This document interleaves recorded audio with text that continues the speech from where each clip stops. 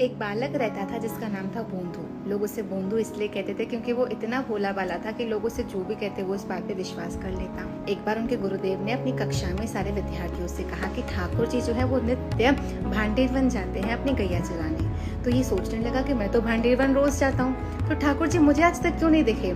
तो उसने गुरुदेव के पास जाकर कहा कि गुरुदेव, ये ठाकुर जी दिखते कैसे हैं। तब गुरुदेव ने ठाकुर जी की सुंदरता का वर्णन करते हुए बताया कि ठाकुर जी श्याम वर्णिक है, घुंघराले केश वाले, मोर मुकुट बंसी धारण किए हुए, पीली पीताम्बर धारण किए, उनके कमल जैसे नेत्र हैं और बिंबा फल जैसे लाल लाल होठ।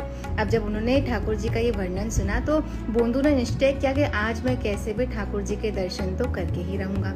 अब जब ये भांडेरवन पहुंचा तो ये छुप के बैठ गया कि मैं ठाकुर जी को आज पकड़ लूंगा।